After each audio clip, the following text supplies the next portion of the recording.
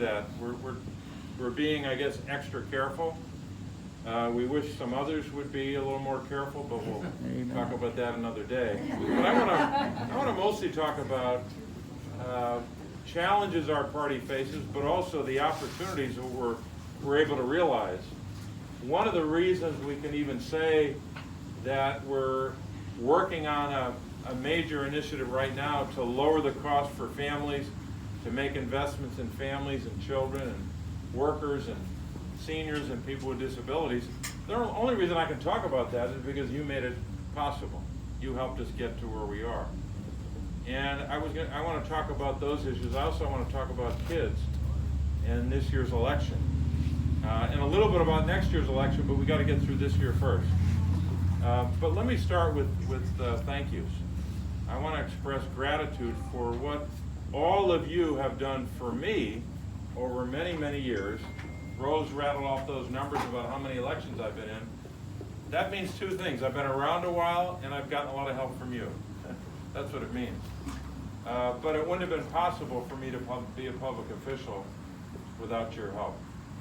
I also want to thank you for what you did last year. I know that in a lot of counties in Pennsylvania, in fact, most counties in Pennsylvania, on a regular basis, vote for the other party. So we knew that in 2020, there were a lot of counties where we'd be kind of running uphill. And the only way we could hold our own, especially in the presidential race, to get enough votes in every county to have Joe Biden win the state by 1.2%. That's what he won by. 2016, we were minus 0.7, right? And then we went to plus 1.2. That's not much of a difference. But it was just enough to win Pennsylvania, just enough to win the Electoral College, and you know what happened since then. But you made it possible for us to have a victory last year, and I know you're working this year on the races for 2021, where we have Judge McLaughlin, Judge Lane, Judge Dumas, and Judge Spurgeon all running for those critically important seats on the Supreme, Superior, and Commonwealth courts. Now, in the old days, even when a lot of voters took it seriously enough to vote in those off-year elections for statewide judges, we used to think it was important.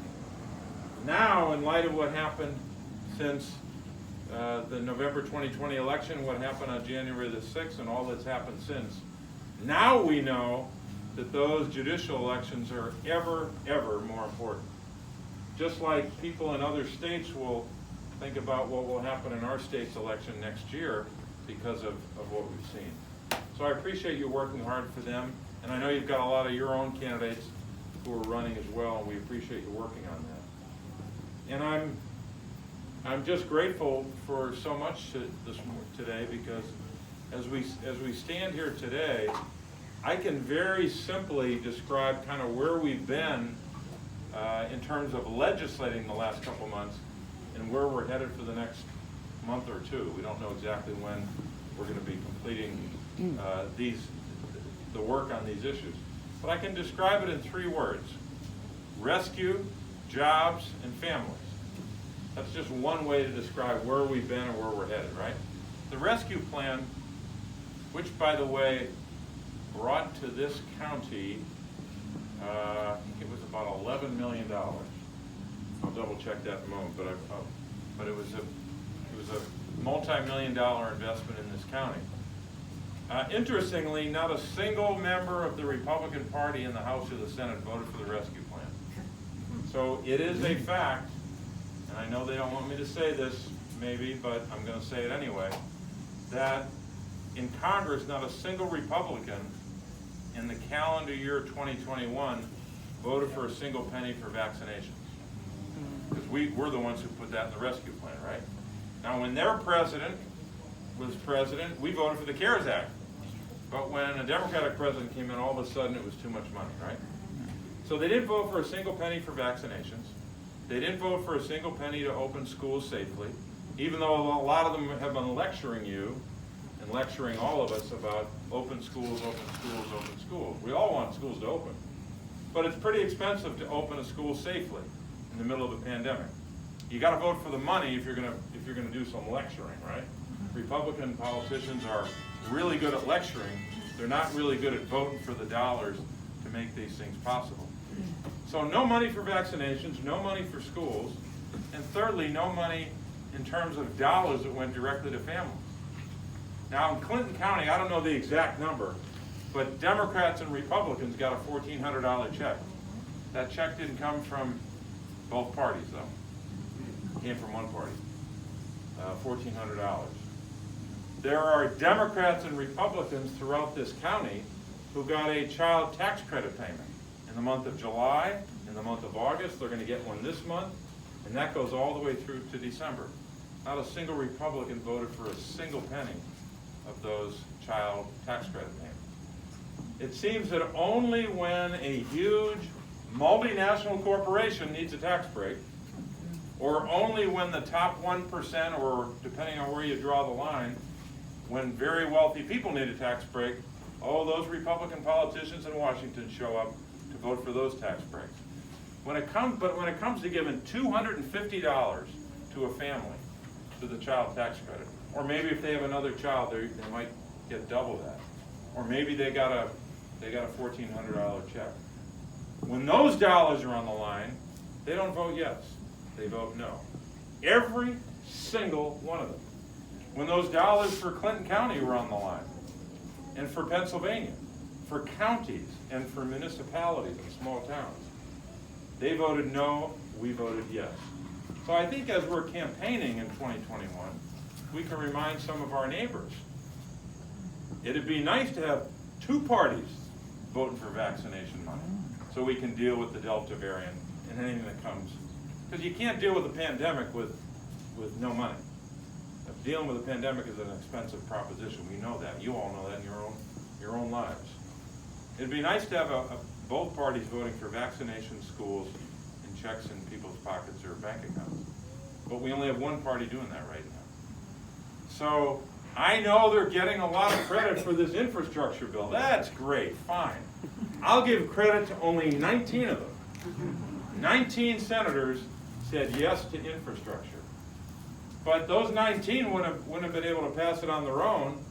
We have an infrastructure bill that got through the United States Senate with 19 of them, but 50 of us.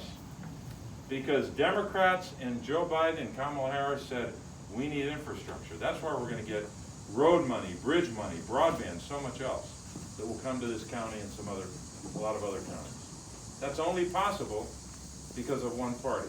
But I'll give those 19 the credit for voting for this, even though they voted against the rescue plan. But guess what? That's the jobs plan, the infrastructure bill. Now we got the third bill, the families plan, to get the costs for families down. How do we do that? Well, by continuing those child tax credit payments as long as we can. Can't do it permanent. There's no way we can pay for a lot of other things and afford that. But at least we ought to get a couple more years of those child tax credit payments. There is a tax credit we can make permanent. That's the child care credit. The child independent care credit helps families pay for the cost of child care. We can make that permanent. We can also make investments in a project that I've been working on for more than a year now for home and community-based services for seniors and people with disabilities. We can do that in this bill.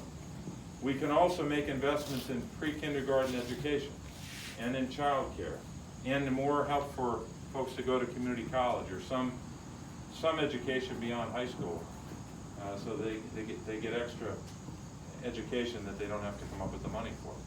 So all of these investments in families, in workers, and really the workforce of the future are really about getting costs down for families and preparing our workforce for the world of work ahead and having the best skilled workforce in the world.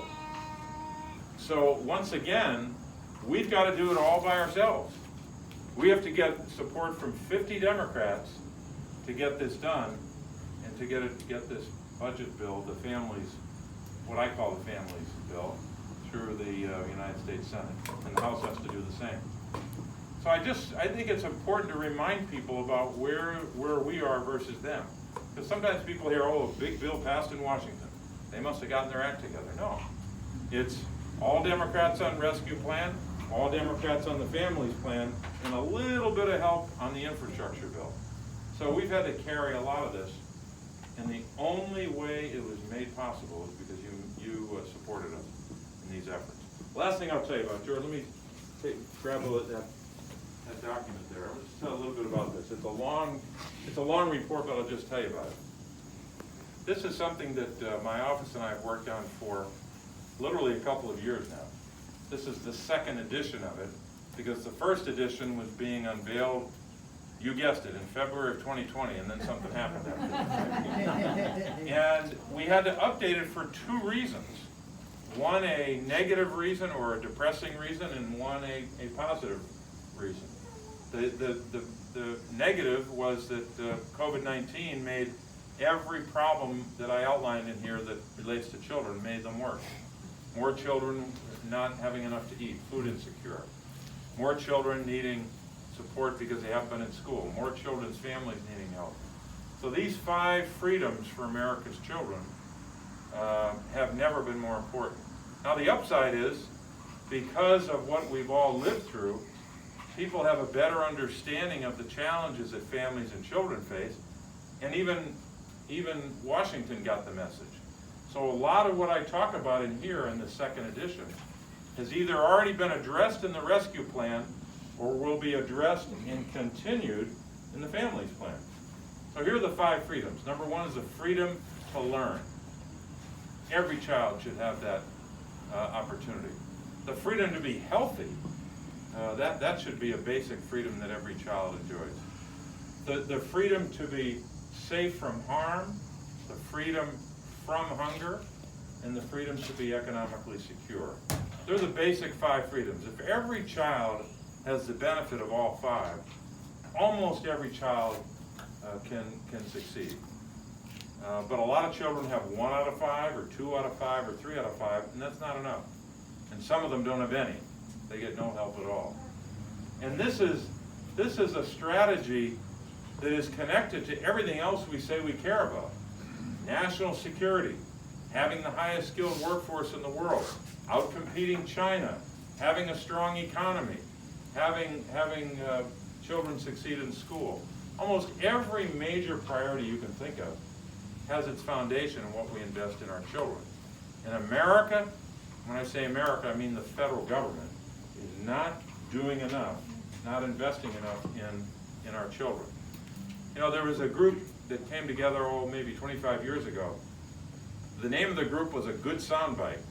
Fight crime, invest in kids. That was the name of the group, right?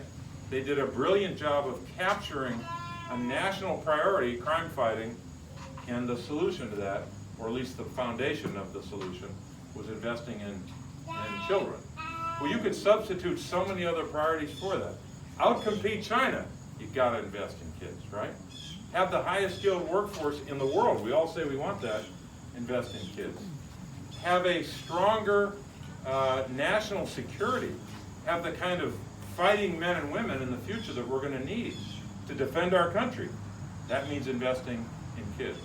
So much of what we're all about as Americans, forget party for a second, as Americans, is tied up in what we invest or don't invest in our children. I don't have hundreds of copies of this with me, but Rose, on behalf, where'd Rose go? Over here. Rose, I want you to have a copy. And then I snuck in here a section on pages 17 and 18 and 19, there's a whole section on children living in rural areas. And I put a bookmark in there which is about home and community-based services. So there's two copies. But let me just say this in conclusion. When our party is at our best, we're not just talking about some of the issues I just walked through here. We're also focusing more of our attention, more of our resources and our know-how on helping folks in rural communities. And I know too often when you hear about what Washington's doing, it seems like there's only a focus on big urban areas and suburban communities. Democrats, when we're at our best, are focused as well on rural communities, small towns and rural areas. I represent a state that just happens to have out of the 67 counties, 48 that are rural. A lot of people don't know that, but there's 48 rural counties and we're in one of them right here.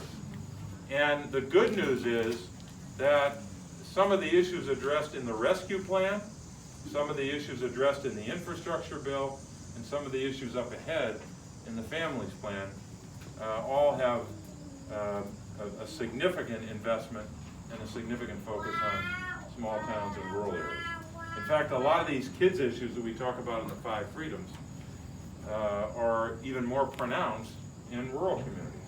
A lot of people don't know that as a percentage, more rural children rely upon Medicaid and the CHIP program than urban children. Some people might say, oh, well, that can't be true. Yes, it is true. You know why? Because in urban areas, you do have you've got a lot of low-income families, but you also have some high-income families that kind of balance it out. In rural communities, there's a heavy, heavy reliance upon Medicaid, the CHIP program, the Supplemental Nutrition Assistance Program, the WIC program for moms and babies and families. So we've got to make sure that as we're moving the ball up the field on these policies, we remind folks in places like Clinton County that these are policies that are for everybody, not just for some big city. So I'm grateful that you're willing to come out in the middle of a hot day after Labor Day, in the middle of the day, and to listen to me ramble on about what we're working on. But let me say this, I know you don't come here just because you had nothing to do. I know you don't come here just to connect with me. You come here today because you love not only our party, but our country. You love your country, so therefore you're willing to engage in politics and in government and service that makes it possible for all of us to have the blessings that we have. So on behalf of our country, thank you for coming out today. There's a lot more we could talk about. I didn't address climate change. We're working on that. That's part of the families plan. We didn't address, and we can talk about it today, the challenges we face in Afghanistan, in the aftermath of the conflict, and so much else. But we're so grateful for our service members, fighting men and women who have made it possible for us to be free and to be secure. And they did excellent work in not just Afghanistan, but in all places around the world. We should commend them for what they have achieved, despite the fact that you've got a lot of loudmouths in Washington that are just denigrating everybody, instead of taking a moment and stepping back and saying, what about those who serve us? We should thank them for what they've done to keep us free and to keep us safe. So thanks for listening to me, and I'll be around for a little while. We can take some pictures, and I guess if we stand far enough away, we might be able to take our mask off. All right, we have a present for you. Alan's one of our committee people.